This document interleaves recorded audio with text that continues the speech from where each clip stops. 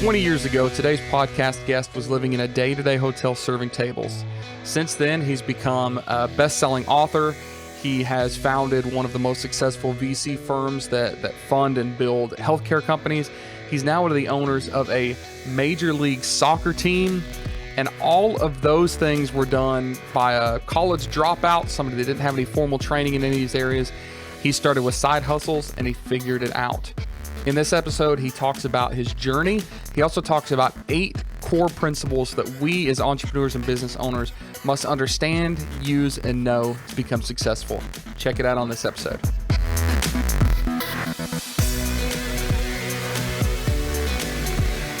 Hey everybody, and welcome to another episode of the AM PM podcast. We talk about basically anything entrepreneurial. We try not to stick in one specific lane.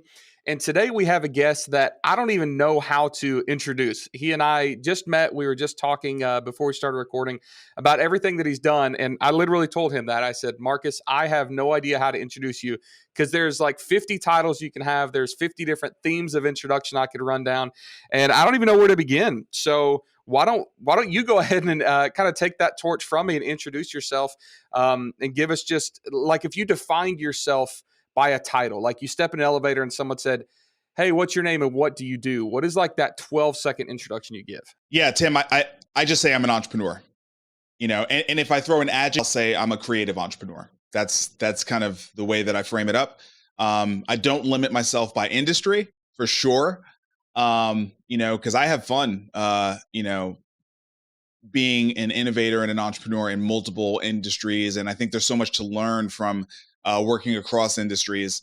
And I get it. People are often saying it's pretty difficult to figure out how to frame me up. So, but I'm happy to take a shot at it. I started this journey of entrepreneurship really 20 years ago when I first moved to Nashville, Tennessee, which is where I still live.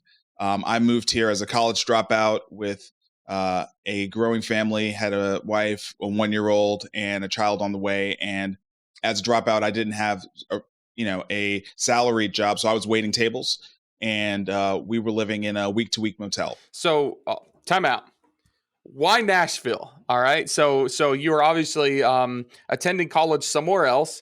Dropped out of college, had the wife, had the kids. Life is stressful. You got no income, living in. And look, I know Nashville 20 years ago. 20 years ago, I was living near Nashville. And Nashville was not nice, particularly. Nashville's a little run down. It hadn't had its reawakening.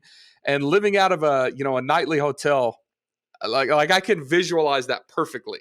Not a cool spot to be in. So how did you end up in Nashville at that point? Basically decided we needed a little bit more community as we were raising our family. We were both pretty far from our parents. And she went to high school in Nashville and had a best friend there. So literally, we're talking, I'm 44 now, I was 24 then.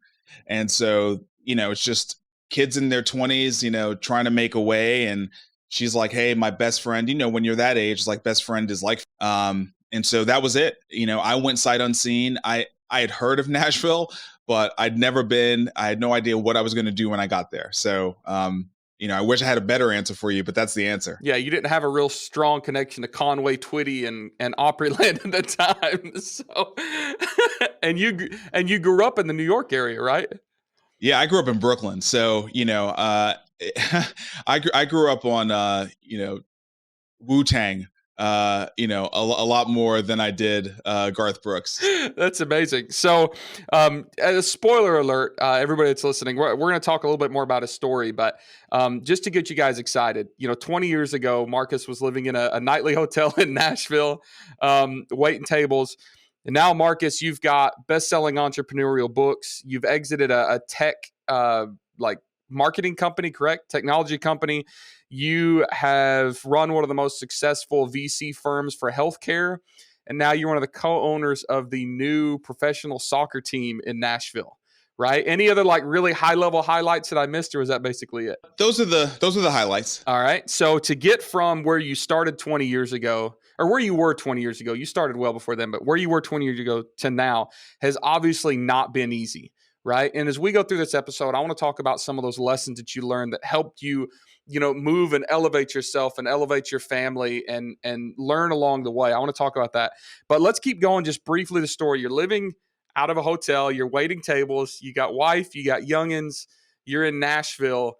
What happened over the next 20 years? Yeah. So for any of your listeners who've ever waited tables, some days are good and some days are bad. And man, that's a tough situation when you have those bad days that hit. Every day you need that money to kind of get food on the table and to pay for that motel bill. And it was just so stressful. And I knew that it was only going to get harder when my second son was born. And so I was just thinking, man, what can I do? I don't know anybody in this town. I don't have any credentials. I don't have a college degree. What can I do? And it was the year 2000. And so what was sort of the big storyline in the year 2000, other than Y2K? The dot-com boom was the big storyline. And I don't know if a lot of your listeners remember, but when the dot-com boom was happening, there was this picture of these high school kids riding around in these really swanky offices on skateboards, getting paid, 70, 80, 90, $100,000 a year to program websites. Okay. That was like sort of the meme, if you will, at the time about the dot-com boom. And I just saw that as, hey, these kids don't have college degrees and they're able to do that. That means I ought to be able to do that if I can figure out how to code. And so this was before Amazon put all the bookstores out of business. So I would go to the bookstores and sort of sit there when I wasn't waiting tables and read the books. And then I had a computer at home, just an old, PC, and I just practiced what I had learned reading the books. And over the course of 8 months, taught myself enough to be able to build websites and to be able to program them to do some funky things using JavaScript. And I got my first job the day after my second son was born. And so that was a big, transformative moment in my life, and sort of set the stage for everything else that I would be able to achieve. Well, keep going. All right. So you've got a job as a JavaScript guy, and again, I don't want to skip ahead. We'll talk about those concepts and all those things, but give us the quick, I guess, resume. Keep running down your resume for us. So I started my career as a software developer. I have short stints at a couple of companies, 1 year each, and then in my third year as a professional programmer, I land at a company called Emma. It's an email marketing company. It's a startup, and I'm the fifth employee. And man, it is the most incredible 4-year run. Really, I would say, even with all the other cool things I've done, this was the most incredible run of it all, because I'm going from someone who's, let's just call me a mid-level developer at this point, and at this company that's burning cash, trying to figure out, email marketing in 2003. I don't know. Think about the most exotic form of digital marketing today. That's about what it was. I mean, the iPhone wasn't even out until 2007, right? So email marketing was a big deal. It was new. It was fresh. It was exciting. And we were building the platform from the ground up. And we had a great run over the course of 5 years. The company grew from 5 people to 50 people. We started making millions of dollars. I was raised up to be a partner in the company, which means I got equity, which means I got to understand what that meant. What was it like to own equity in a company? I had no idea what that was like prior to that. I got to grow a team. So I learned about leadership and recruiting and hiring and management. How to find people better than you and basically replace yourself, in every area possible. And I got to watch the founders of that company take what was an idea and grow it into a successful business, grow it into a great culture, grow it into something that would, take care of their families for the rest of their lives. And so that was where I got the entrepreneurial bug, from on the inside, working underneath 2 incredible guys, Clint Smith and Will Weaver, who built this great business. So in 2007, 4 years in, the company is doing really well, and I'm starting to kind of get this itch that things are going to kind of stop being as fun as they were. When a company gets to a certain scale, it's like you got to start putting procedures and policies in place. And I really didn't want to be a manager. I wanted to be an entrepreneur and be a creative. So I was really lucky. I got to go to South by Southwest in 2007. For context, this is the year that Twitter launched and blew up. So it launched and blew up at South by Southwest. If you ever sort of watch any of the old Gary V, videos, when he talks about all the people that he met, it happened at this South by Southwest in 2007. Wow. And just let me pause just for context. South by Southwest is it's turned into more, but it was basically a conference. It was basically a gathering of innovative minds, right? And I was just talking to somebody like 2 days ago, telling her, hey, when this COVID stuff wraps up, you got to go to these conferences. You got to learn. She said, well, I have to be successful before I go to a conference. Like, are you kidding me? Like, you go to the conference to be successful. Like, you have to go, open up your mind, meet these people, get these new ideas. Like you have to put yourself out there. This is like 48 hours later, a great reminder. That South by Southwest, you probably felt a little bit, maybe out of your element a little bit. You come from kind of this world of email, and now you're being introduced to all these crazy things like Twitter and social media. But obviously you're talking about it. I want to hear where this goes, but that was a big changing point for you probably. No question about it. I went there, and all these people that I didn't know existed were doing all these things that I didn't know you could do. Yep. I just was living in my email world, and I thought it was great, but I did have a sense that there was something more out there, and South by Southwest 2007 really confirmed that for me. And you do have to go to these things before you're ready. You have to do all this stuff before you're ready to do it. Tim, I think that's a super important point.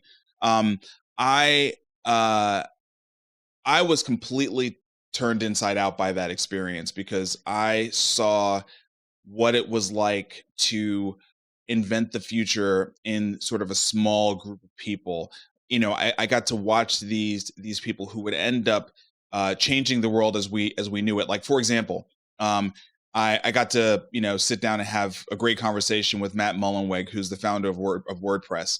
And WordPress was, I don't want to say it was nothing back then, but it wasn't 70% of the web. You know what I mean? Yep. And he was just a guy who was passionate about this little piece of software that he had sort of put together. There was no automatic team behind him. It was just him. And he was very accessible.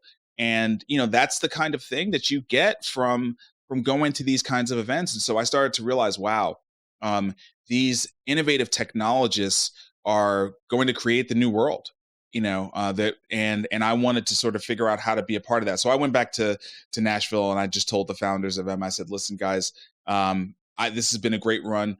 You guys really don't need me anymore. The company is stable enough. You probably need to hire that next level of technical leader in here, and I need to go try to figure out how to be an entrepreneur. And they were incredible, really understanding, helped me sort of figure out how to get out into the world as an entrepreneur. My first business that I launched was a software development shop. That's what I knew how to do. So I built a team of software developers. We were building software for entrepreneurs. That was what I knew how to do. We very quickly got up to 10 people, generated a couple $1 million in revenue. And that's when I started learning real lessons. I started really learning about all the things that I didn't understand about how to run a business.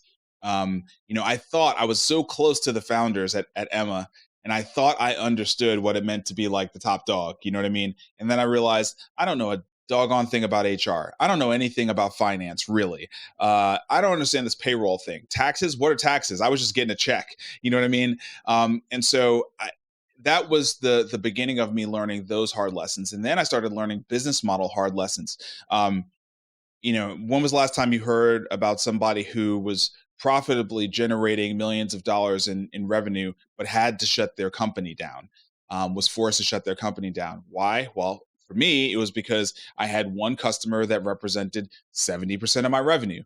It's a little thing called concentration risk, and that was something that I didn't have any mentor sort of looking over my books, looking over my revenue mix and saying, wow, that's a problem. You got to sell your way out of that problem, or you're going to be in big trouble.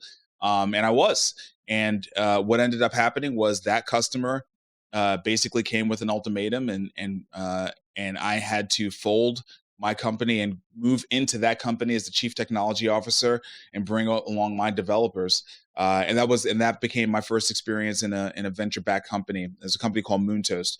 We raised many millions of dollars, and we set up offices in Boston and San Francisco, and hired all these people, and we're partnered with Facebook. And I had that whole crazy venture-backed marketing company experience.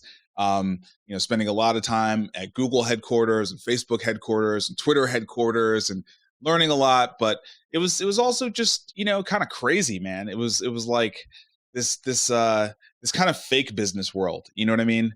And at the end, we were unsuccessful. We were one of many, many, many marketing technology companies that were built on the back of Facebook. Before they really figured out exactly what their business model was going to be, which was going to be advertising. And as soon as they figured that out, they sort of they kicked everybody else out of the club. Exactly. And I mean, it happened to so many companies, that accepted venture backing, that were innovating and creating all these fun things. I mean, I'm pretty sure you remember a company called Zynga that created Farmville. You remember how big that company was? Yep. And they're gone now, right? They don't exist anymore, because guess what? You can't make like an app inside of a Facebook page anymore. That's just not something you can do anymore. So yeah, we were one of those companies, and sort of had that hard experience. While that was all happening, I was doing a side hustle based here in Nashville, which was I was building a tech accelerator. This was 2009, and I was working with a group of entrepreneurs and one venture capitalist who is today my business partner, a guy named Vic Gatto. Just sort of saying, hey, Nashville needs support in the startup world. Let's figure out how to do that. We all had a little bit of money. We all threw a little bit of money in, and we started something called Jumpstart Foundry. It started as a Shark Tank kind of thing. We would meet once a month, and companies would come in, and we'd say, we're going to give you money and support. And we'd like write a check on the spot and give them like $15,000. And then, some subgroup of us would mentor that group. But eventually realized that wasn't scalable, and started what became the first tech accelerator in the Southeast. It was the first in Tennessee, first in the whole Southeast. This was 2010. And I was doing that nights and weekends while I was being the chief technology officer of Moontoast. And in 2014, when everything went bad, at Moontoast, we sort of got kicked off the Facebook platform, and all the big ad agencies that were using us stopped using us. I went and met with my partner, Vic, and said, look, I want to do this full time. He also wanted to do it full time. So we spent 3 months figuring out what that would look like. And we evolved Jumpstart Foundry to be a healthcare venture fund, writing seed and Series A checks. And so we've been doing that since 2015, and we're now the most active healthcare venture fund in the country. We've got about 120 companies in the portfolio. I mean, if someone would have gone back 20 years ago and said, you're going to be writing $15,000 checks as an angel investor, you would have thought whoever's telling you this is insane. But even beyond that, like, you actually got into the real VC world, like more, obviously bigger checks in healthcare, which I haven't heard you say anything about up to this point. You haven't talked about your experience in the healthcare industry. And I remember like thinking back 2010, the last 10 years, how Nashville has started to become known more in the healthcare space in the Southeast. Obviously Vandy's been there a while, but there's all this other stuff going on, research space. And I can't help but, notice, the parallel story you've got. I'm sure there's something to do with that. That's pretty intense. You sound like the kind of guy that bites off more than you could chew, and then you figure out how to swallow it, which is kind of how I've always been. Is like, you don't know anything about medical space, but my God, we're going to fund a bunch of medical companies. Why not? So I just basically have come to the point where, if we're not talking about deep science, I can figure it out. Yeah. Figured out at least enough. You don't have to know it all. You've just got to know enough to get yourself in trouble and recognize the people that do know what they're talking about. That's really all there is to it. Right now, I've dove into the fintech space. I'm the chief growth officer at a fintech company. And dude, a year ago, I'd never even heard the term fintech. But, I know enough about the things that, require growth, and man, I'm figuring it out.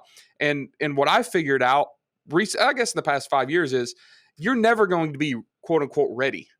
You're never going to be ready. Like, you're never going to know enough to be a quote expert in the healthcare space unless you get in the healthcare space. I mean, you gotta take a leap. You got to jump in there. You got to, kind of do the baptism by fire thing and kind of figure it out. So, you're actively still doing that. You guys are investing and working with these healthcare companies. You have also recently become one of the founders of the soccer team there in Nashville, right? How? Give me like the 2 minutes on how that happened. Sure. So we had a kind of a pro-am team here for 20 years called the Nashville Metros. And it's really hard to keep a team sort of operating at that level. There's not a lot of revenue coming in. And so the founders, they did a great job, keeping it alive for the soccer fans of Nashville, but eventually they had to fold. And so they folded 2013, 2014, they folded. And this guy who lived here and who was a fan was like, man, that's terrible. Can we just start something to replace it? And so he just started a Twitter handle, Nashville FC Twitter handle. And, people started to buy into it. It was like, yeah, this is a great idea. So he was like, okay, he set up a site and he set up a PayPal thing and said, let's do a nonprofit membership group and let's see what we can do. And so I ended up being, I think, member 83 or 86, just paying $75 to be a member of a founding member of Nashville Football Club. And it started out just like five-a-side, football, just people playing for fun and saying, yeah, we're going to bring football back here, soccer, and then sort of out of nowhere, he was able to acquire a franchise to play in the fourth division of soccer. Now, the way that soccer works in America is it's all runs under U.S. soccer, and it's a pyramid. There's fourth division, third division, second division, first division, okay? And fourth division is like totally amateur. There's no one's getting paid anything to play. And as you move up, it becomes more professional. They start getting paid to play. And then the first division is Major League Soccer, okay? So we've got in 2015, we've got a fourth division team. And at the end of the first season, the team was getting 1,000 to 2,000 people to come out to the matches. It was great, all nonprofit, all community based. And Chris Jones, who's the founder, he reached out to me because he knew me from the entrepreneur world and he knew I was a paying member. And we had talked on email a couple of times. And he asked me out to lunch and said, hey, man, this thing was lightning in a bottle. I need help trying to figure out how to organize it, how to scale it. I said, that sounds great. In order for me to take time to do that, though, I need to be on the board, probably need to be the chairman of the board just so I can really do what I'm capable of doing without having to deal with a bunch of obstructions. And so he went back to the board of the nonprofit, got that approved, and boom, I was the chairman of the board. And so from that position... Wait, time out. I have to point this out. So you threw $75 at this guy. You had, into the club. You've met this guy a few times, via email. You're kind of aware of each other. He took you out to lunch, wanted your help, and you were like, sure, I'll help if you make me the chairman of the board.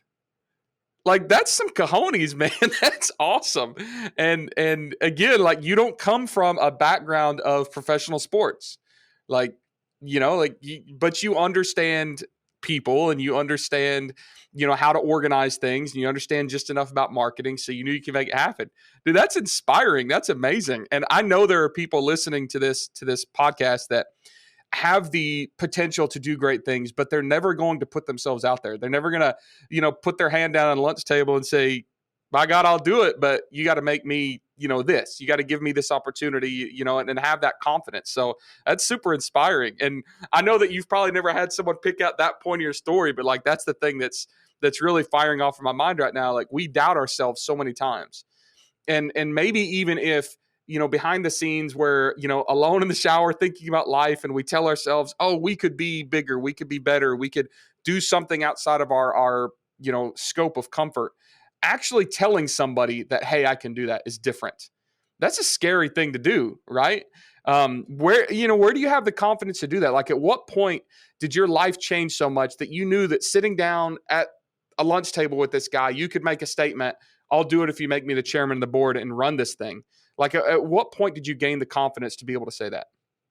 I think it was not so much confidence.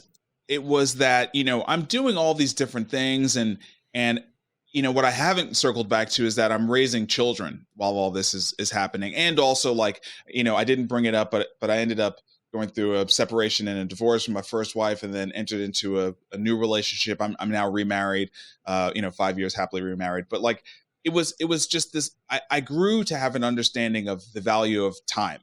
Yep. And, in that anytime I commit to something, I'm committing the most precious thing that I can't get back, more precious than money, which is my time. Yep. And so honestly, it was less of a confidence thing. It was more of a, listen, Chris, I think I can help, but I don't have time to argue with people about why I'm right on basic stuff. You know what I mean? So I need to have the authority to do what you're asking me to do. And that means I need to be the chairman of the board, because that gives me the authority to do what you're asking me to do. You're asking me to help straighten this thing out and put it in a position where it can grow and it can scale. And I can do that for you, but I can't do it if I'm just like, I don't know, supporting. Like, I got to be in a leadership position with the authority. So that's really where it comes from. So I feel like we've kind of come to the end of your resume, which, I said we'd spend 5 minutes doing. Obviously, we've spent a lot more because it's powerful, and I think it's important. And I think that, one of the fun things about me hosting this podcast is I get to ask the questions and I get to hear things. So, so maybe I just wanted to hear it for myself. But I know that, as cool as the resume is, right? Like, you've done all this cool, awesome things. You know that. I know that. Everybody knows that. But I know that those highlights on your resume are surrounded by failures, right? And anybody that's successful is going to be successful because they had 10 times more failures than they did successes. They learned from those. They use those as wisdom building and education and other opportunities. And sometimes it's just bad luck. But you mentioned something to me, before we started recording. You made the statement that failure is not final. What do you mean by that? And can you give me like an example of how a failure, that could have been final for you, you didn't take it as final and it became an opportunity? Yeah, look, the Moonto situation was a bad one. We had raised millions of dollars, and I was a very visible founder of that business. But it was my first real experience with venture capital, and the truth is, I wasn't on the board. I was never the CEO of the company, and I had a very, very small equity percentage in the company. And so, I was positioned publicly as sort of the face of the company, but behind the scenes, I didn't have real authority and a meaningful ownership percentage. And so, it was the kind of thing where I was the most vulnerable from the way that it would look to the public, when this thing went up in flames. And, I could see it starting to really break down. And, thank goodness that I had a side hustle going on. Because I remember the day when a friend of mine who was on the board of the company brought me in to basically fire me, because they had decided they were going a different direction with leadership and sort of all this other kind of stuff. And I remember when he brought me in and was like, hey, the new CEO XYZ, he doesn't really need you in the position. Can we help you find something? And I was like, yeah, totally get it. I'm going to go be the president of Jumpstart Foundry. And I just remember his eyes being so big, you know what I mean? And that failure, made way for me to have this different opportunity. And it also taught me so much about the importance of being on the board. In fact, we just talked about the whole chairman bit. My experience at Moontoast is a big reason why I insisted on being the chairman of the board at Nashville Football Club, because I didn't know what a board was before Moontoast. I didn't even get it. Emma as a company didn't have a board. It was just the two founders, and they were the majority owners, and they kept it really kind of like that. They didn't have they had no board oversight. They didn't take a lot of, VC money in or anything like that. So I didn't even know what a board structure was until I got into this other organization. And it was a failure on a lot of fronts, but it got me out of this whole life that, quite frankly, I'm glad I'm out of. I'm glad I'm out of leading technology teams. I don't want to do that anymore. I'm glad I went through that really hard experience to understand why having a board seat is so important in any organization that I claim to be leading. And that drove that piece. I'm glad that I had such a small equity percentage in Moontoast, because when Vic and I worked out how we were going to be partners, it really set me up to have the right kind of negotiation with him, to make sure my ownership percentage was reasonable, was appropriate. And we've been going now for 5+ years. We've taken in some equity financing, and I still have a really meaningful percentage of ownership in the venture fund, and he and I still own a majority of it. So, that one failure, that was really, really difficult, by the way, and really humbling. Okay. It taught me so many things. By all the things that went wrong in it, I learned all these things that I would never do again. And you can't say the same about the successes, interestingly enough. Like, the successes sound really good, but you don't walk away with these like really big lessons from the successes. So I would just say the vast majority of successful people have gotten there by way of some really meaningful failure that they learned some incredible wisdom from. Yeah, and the other line that you said was, failures are not fatal. And so many people, they stop after one failure. And the truth is, most entrepreneurs start small. In the e-commerce world, it's one launched product that didn't go well. It was one Kickstarter campaign that didn't get funded. It was one partnership that blew up, And I have gone through, even recently, those things where it was devastating. Like, I'm talking about deep depression, can't get out of bed, don't want to show my face anymore. Like, I see a name pop up on my Facebook page, and it just like makes me want to throw up, and like terrible stuff. And it's easy to sit there and say, well, that's it. Like, I'm done. Like, I can't do this. And I see people all the time that have one failed product launch, and they think that's it. That's it. Like, I'm a complete screw up. I can't show my face to my spouse and tell them why I burned this 10 grand of our retirement money on this stupid garlic press that I'll never be able to sell. And the people that aren't experiencing those failures will not find the successes. You have to. That's like putting in your dues. You have to have those failures. But as Marcus is talking about, those of you listening, like, when you go through those hardships, and they are hardships, like, they are incredibly painful. I'm talking like debilitating. Like, you don't want to get out of bed, you don't want to eat, or you overeat, whatever it is. And like, it's super personal. Like, just know that you're putting in your dues. You're just doing what you have to do to move to that next step. And every time I've ever been through one of those scenarios, I have come out 6 months later, 9 months later, 12 months later, and realized, holy crap, I needed to get out of that. Like, that was one of the biggest things that could have happened for me, is now I can continue to expand, continue to grow, fix the mistakes that I made back then. Like, those are powerful. And sometimes you have to understand that those hard times are hard, but in the very near future, you will be rejoicing that you went through those. And I mean, Marcus, like, that's you. Like, living in that hotel, waiting tables, that's tough.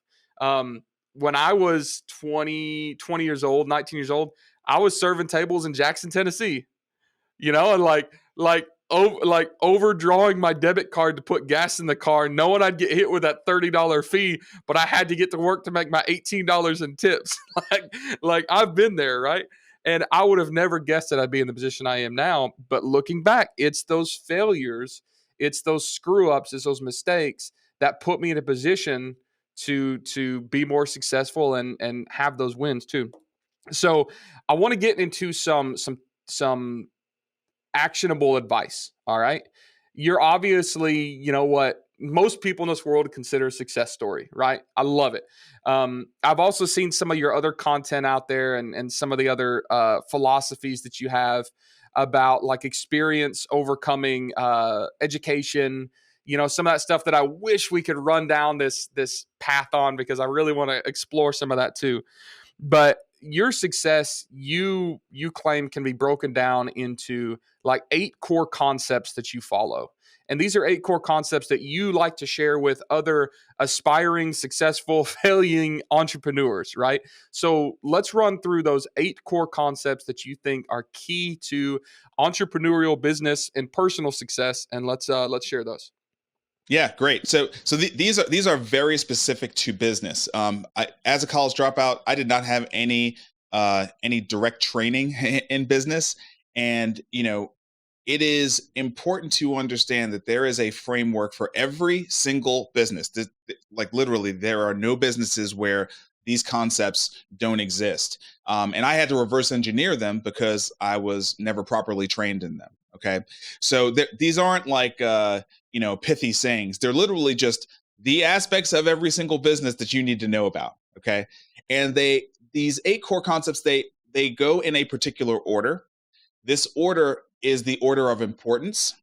Okay, but they're all absolutely necessary. All 8 of them are absolutely necessary. The first 4 are what I call in the building, meaning this is what the internal parts of your business need in order to work effectively.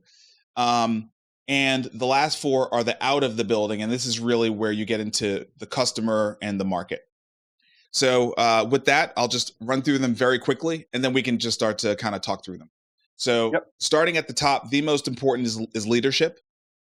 Leadership is the most important concept of every business, no question, bottom line. Second is finance.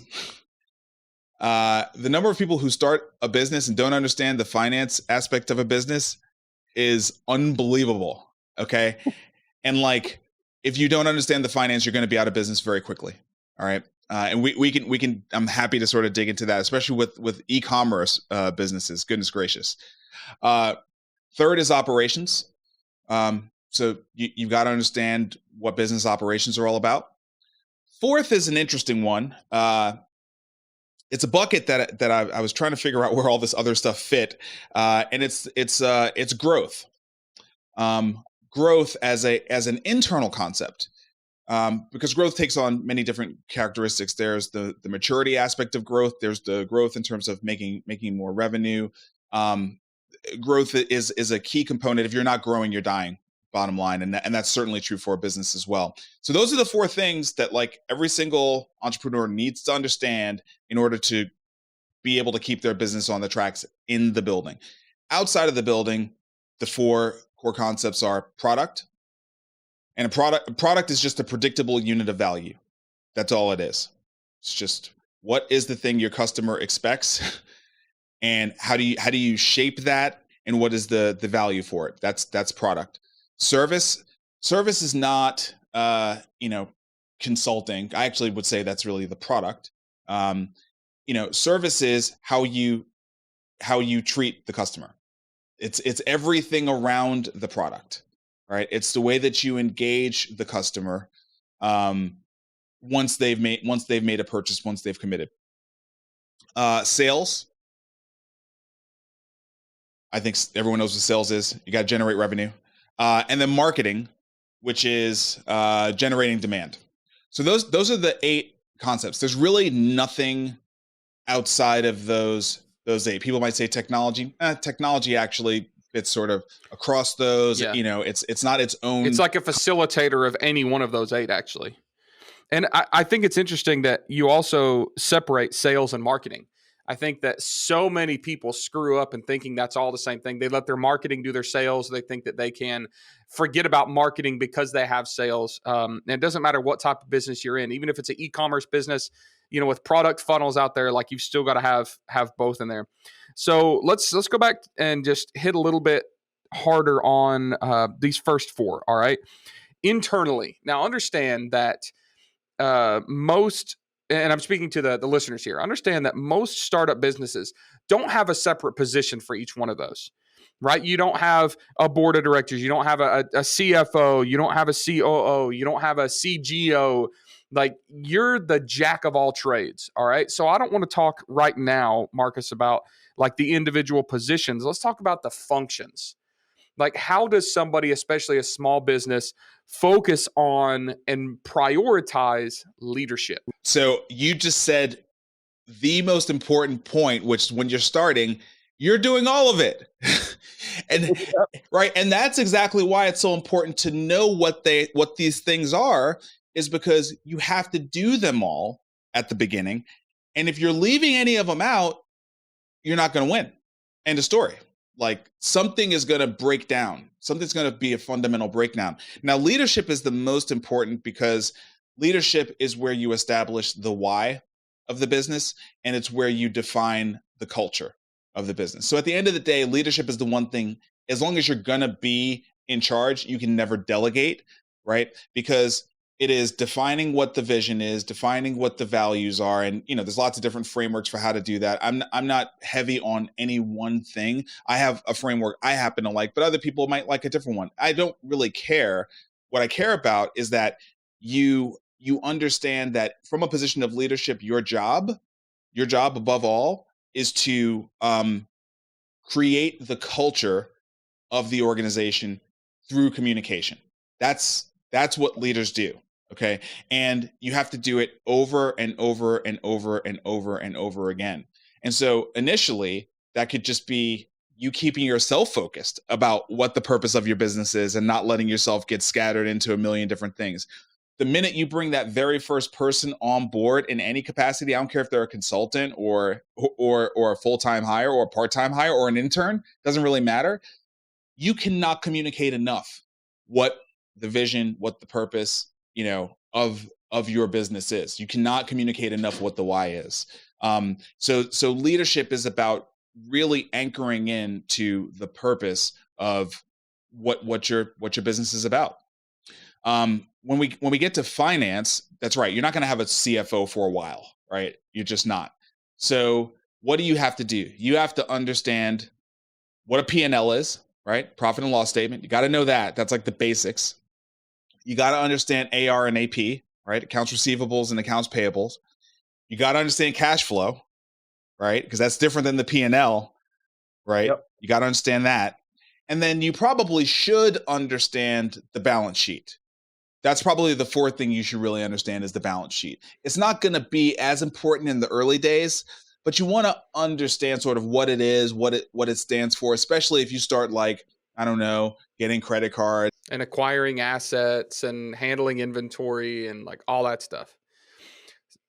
And let me say this, one thing that I've learned is those things that you just talked about are difficult. Like if you don't have an experience in finance, like what is the difference between a balance sheet and, a P&L sheet? That seems scary, but everybody that's listening can understand this. It's fairly simple. And Marcus didn't just talk deeply into, all of these advanced accounting principles. These are the basics. So what I suspect your point is, Marcus, if you understand the basics, the rest can be outsourced. And I suck so bad at finance. I'm terrible at it. I've got multiple businesses, and probably a couple of them I haven't even looked at our checking account in like 3 months. Like, I let other people do that. But I at least understand the basics, where when they show me the reports, when they're giving me updates, like I know when something's wrong. I know when something's right. I know what to expect in the reporting. I know that there's a difference between a CPA and a bookkeeper.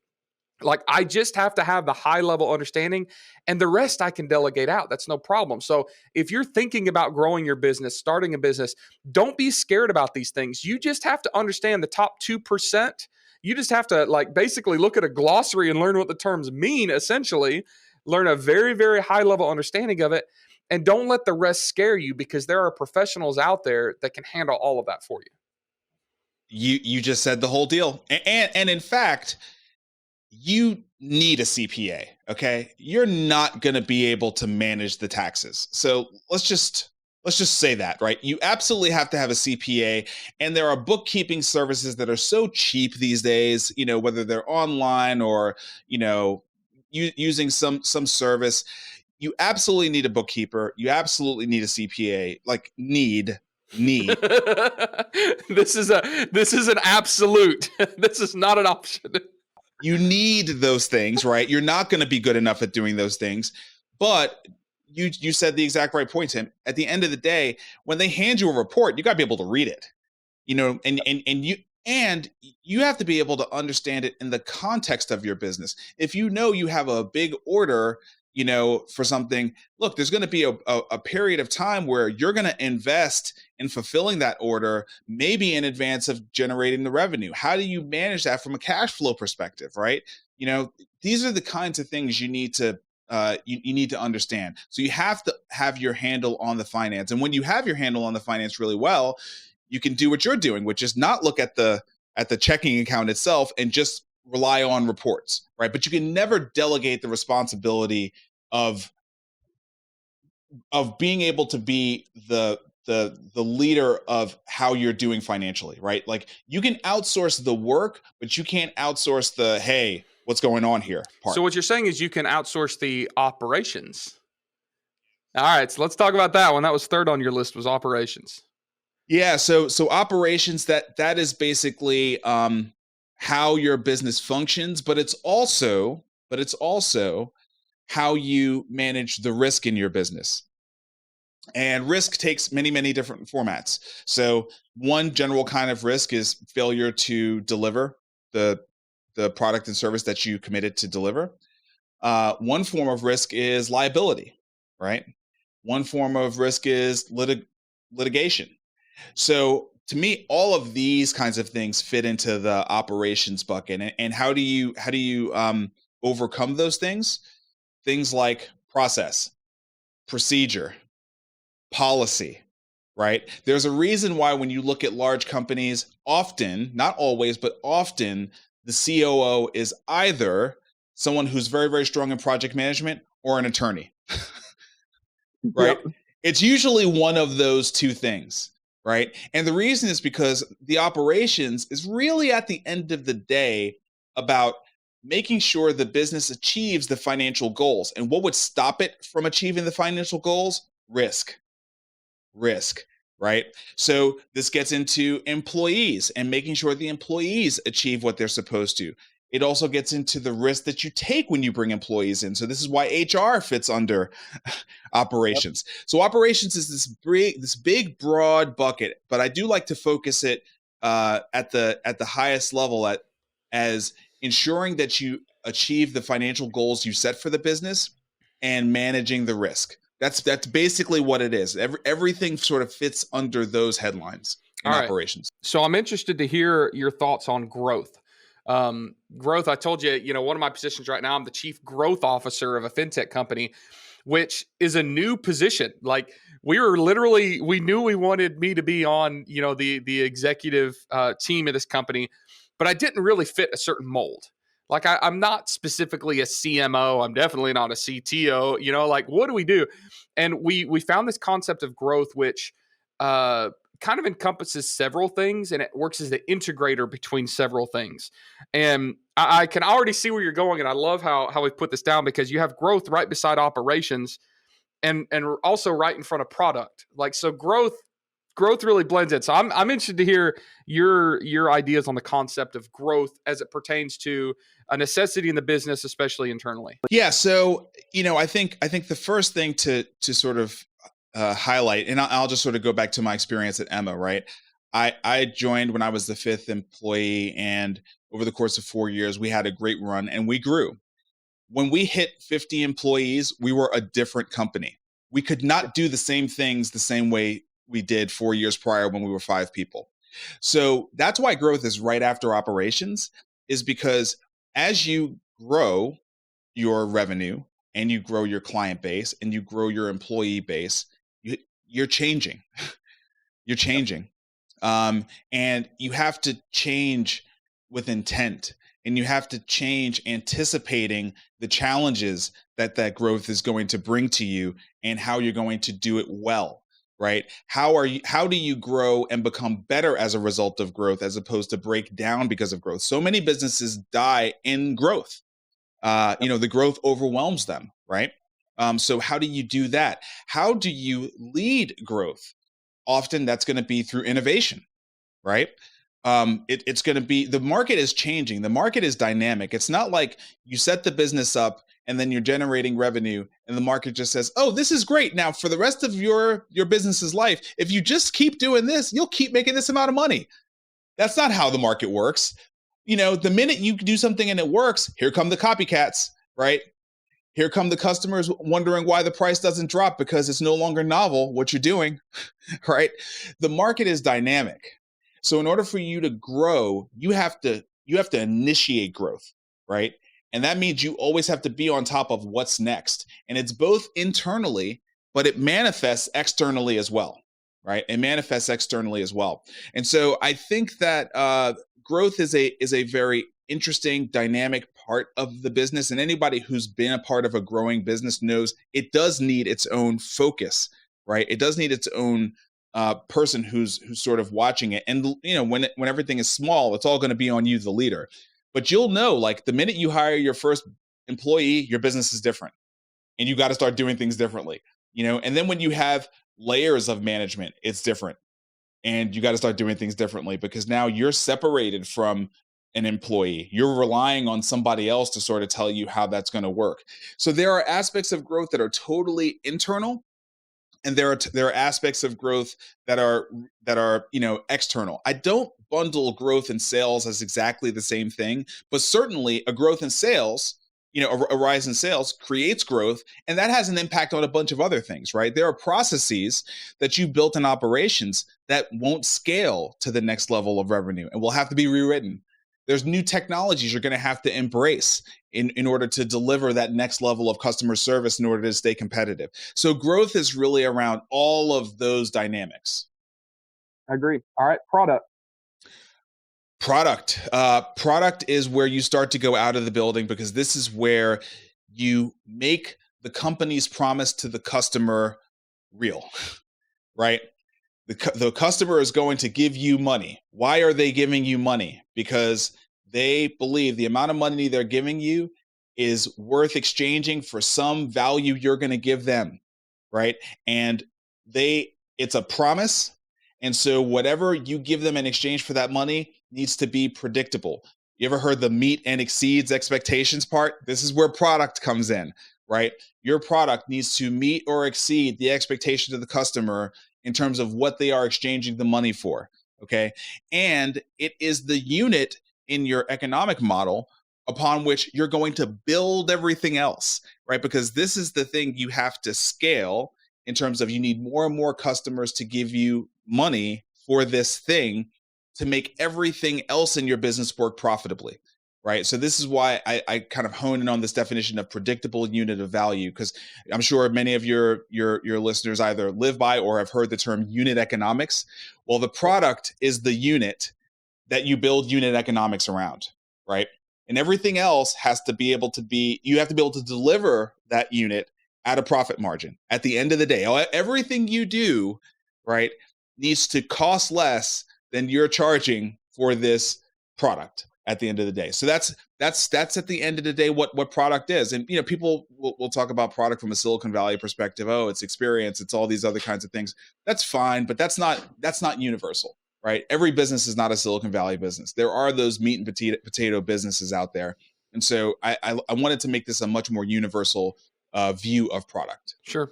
All right, service, which is not the same as a product. All right. So explain what you mean by that and explain how to prioritize service and why service is important. You prioritize service because service is how you lower churn, right? So the thing you need in your business is for customers to stay customers. And what you really need for them to do is to recommend other people to be customers. That's when you're really kicking it, right? And service is really the key to that. Service is the key to that. So how does this apply to a product business? I know that if your business is, an oil change shop, if your business is a consultancy, that's easy. But people forget that a product-based business, an e-commerce product-based business, LTV can increase. So like how do we increase LTV, and how do we turn our customers into ambassadors based on a business model that we don't necessarily, at least initially, think we have a lot of personal touch points, right? They buy our product, we ship it to them, that's it. How do we increase our service level for that type of business? You listen to your customers. So the first thing is, they'll tell you what they want. right? If they're exchanging money for your product, the likelihood that if you ask them the question, what would make this experience better, and they'll answer is very, very high. I'm guessing you're going to get 70% or more customers who will actually give you some feedback into that. And so a big part of service is simply listening, simply listening and asking the right questions and then responding, right? And then responding. Sometimes you're going to have customers who just have a bad day and you didn't do a doggone thing wrong, but they're going to take it out on you, right? And how you respond in that moment can make all the difference in the world, right? Now, I'm not going to sit here and say the customer is always right and that, your employees are not worth just as much as your customers at the end of the day, because you need your employees to be happy and feel fulfilled and feel taken care of. And if you've got an abusive customer, their money is probably not worth what you're giving them, right? But let's put them to the side and let's just talk about the people who are just genuinely having a bad day and misunderstood something about the transaction. You've got an opportunity through service to turn that person into an advocate, right? That's the opportunity you have. And so the question is, do you take advantage of that opportunity, right? And if you have a dedicated service initiative, you can. Many people have heard, if you're talking about e-commerce, we've all heard about Zappos, right? Zappos is like, they're known for quote unquote delivering happiness, right? Making service a built-in core component of the business that you're not paying for as a customer. It's not like you pay extra to be a Zappos customer, but man, you're going to be a repeat customer and you're going to recommend everybody else. God, the Zappos experience is so much different. The service level they provide is so much different. And that's a perfect example of an e-commerce business that understood how service could be a differentiator. Yep. All right. So sales is closing the deal, generating revenue, and like you have to close, right? So in e-commerce, it's different because it's not actually, reaching out to somebody generally speaking, it's not, but this is why we have retargeting. This is why we study cart abandonment, right? This is why, because closing the sale is different than generating the demand initially, right? Closing the sale is about getting the revenue in the door. And you got to understand, like, sometimes the customer wants to buy, but they get too busy. They forget, like, they genuinely want to spend money with you, but like life is hard, it's busy, and they just forgot to do it. I've got a list of probably 5 things I'm ready to buy right now, but I just can't get to it, Yep. and I'm in someone's funnel, and really it's like they could have the money right this second, but they're not closing the sale. Okay, they're not closing the sale. They're not figuring out a way to get back in front of me to kind of say, hey, we know you're busy. It's crazy. There's a pandemic out there. You probably got your mind on a million things, but I know you really want to get, that leaf guard on your gutters, on your house, which is true. I really do. That is so weird. Literally 48 hours ago, I was talking to my wife about how I want to get those gutter guards on my house. No joke. Right? It's like I'm going to spend the money the minute I can actually get to it. Okay. Yep. And so sales is closing that deal. You got to close the deal and bring the revenue in the door. And just understand that transaction of closing the deal is worth so much to your business. It's like, it goes all the way back to the finance piece. There is no revenue if you don't close the deal and get the revenue in the door. You have to do that work. So just understand that is work. That is work. It's work to close the deal and get the revenue in. That's sales. All right. And the last one of your 8 core competencies, core focuses on business is marketing. So marketing brings it all together. Marketing has to understand everything that came before it and communicate it out to the market in a way that will bring customers along the customer journey, right? From people who have the problem but didn't know there was a solution, make them aware, get them interested, get them to want to dig in more, and then drive them into the sales funnel for real, right? That's what marketing is. And I think it's 2020. We shouldn't have to explain to anybody why marketing is absolutely critical. We're all in a war for each other's attention, right? And so we have to spend time doing it. It absolutely is not the same thing as sales. If you're depending on it to be to drive the revenue, you're misguided. But it is what is how you generate demand, and you need demand. You can't actually make this happen if you don't have demand going. So yeah, it's a really, really important part of business. It's the all encompassing one. It's the last in the list, but it is the most comprehensive, because it's got to know what the vision is, and it's got to be able to communicate that to the customers. It's got to understand the finance piece and work within that to generate demand affordably. It's got to communicate how the operations work. All of it. It's marketing has to get all of it right and communicate it out to the market. And I feel like so many people, at least in the e-commerce space, are so confused about the difference between marketing and sales because of terms like digital marketing. Digital marketing oftentimes is selling. It's the funnels, it's the the upsells and the downsells and all that crap. But think about, like, I've used the example of Tom Shoes. Tom Shoes, if I go to their website and they pixel me up and they retarget me with an ad, they're selling. That's not marketing. Marketing started 10 years ago when they decided that we're going to give away a free pair of shoes, the buy a pair, give a pair. Like, marketing is something that starts really early. It's consistently being tweaked, and it becomes a piece of selling, and it becomes a piece of leadership, and it becomes a piece of operations, and it becomes a piece of growth. But marketing is not necessarily the one specific action of reaching out to somebody. And I think a lot of people get that wrong, and a lot of people completely confuse that. And then they end up missing out on the marketing opportunity because they're so focused on that funnel that they're not thinking about providing value and providing branding and providing the demand for the product initially, right? You got it. That's exactly why to separate them. So that's it. That is the 8 core concepts. It's the spine of my book, and it's what I wish I understood when I first started a business. Because I would have done so many things. I would have just been able to check all those boxes, and I would have been in such a better position having coverage across those concepts. There's really not anything outside of those that you didn't get right in order to run a business. So your book, Create and Orchestrate, that thing just came out recently, and it went up the charts pretty fast in the entrepreneurial world. Anybody that's listening to this that found any value in this, go buy the man's book.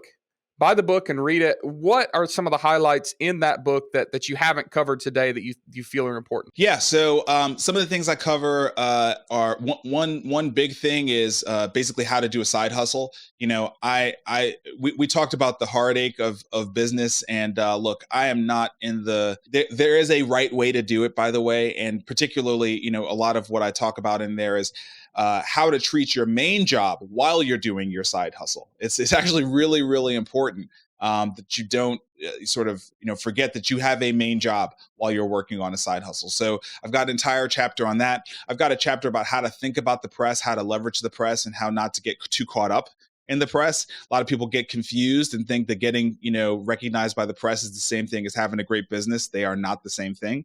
So I've got a good chapter on that. I've got a chapter on partnering. Partnering is a really, really big part of launching a business, and how to establish a proper partnership, the deal terms, how to make sure that you've got practices that keep you and your partner on the same page on things, how to make sure that the partnership is complementary as opposed to sort of colliding. So I've got an entire chapter on that. That's important. For those people who are interested in venture capital, I've got a chapter explaining how venture capital works. And it's just a single chapter that breaks down all of the thing, sort of the dark art of venture capital. All these crazy terms that we use that we don't expect entrepreneurs to know, and we sort of use as gatekeeping tools. I've written down that part of the business in a chapter, and then part of the title, Orchestrate. I've got a chapter around how to do really, really big stuff. So I wrote a chapter about how we brought a Major League Soccer team to Nashville, and that entire journey, and how many people had to be involved, and how much negotiation and cooperation was necessary to get something like that done. It was a big project. And so if anyone's ever wondering, hey, how do you do something like that, something that big? I wrote a chapter on that as well. Well, I feel like I can skip that chapter because I've watched all of the seasons of Ballers. So I basically am a professional at that now, right? Exactly like that. Good. Oh man, this has been great. We've gone over an hour now, which we haven't done before on this podcast. And even the people that put this together are always like, Tim, never go over 45 minutes. But I feel like, there's there's nothing we could do about it. There's such good content, so much good stuff here. I wish we could go for 2 hours. I feel like you're one of those guys that I could just talk to forever and keep learning. So thank you for taking the time to be on the podcast. Those of you that are listening, if you found value in this, follow Marcus. If we wanted to follow you online, how would we go about doing that? I have tried to make myself very Googleable. So Marcus Whitney, I own that space. Okay. So any social network, wherever you like to do your social stuff, if you search for Marcus Whitney, you will find me there. MarcusWhitney.com. Go there. I've got a newsletter I send out every Monday called Two Worlds. I talk about all this entrepreneurial stuff. I talk about the heroes of it. So MarcusWhitney.com for sure if you want sort of a deeper relationship. But yeah, anywhere on the webs, you just search for Marcus Whitney, you will find me. Awesome. Thank you so much for being on, Marcus. Thank you all for listening. Again, we hope you found great value in this. Share it. Share it on your social, share it in your email newsletters, whatever you do. Everything that we've talked about today is not specific to e-commerce. It's specific to anybody that's an entrepreneur that wants to begin, grow, scale, all of that good stuff. So it's not just stuck to one category of person. So make sure you guys follow this. Marcus, thank you again for being on, and we'll see you guys on the next episode.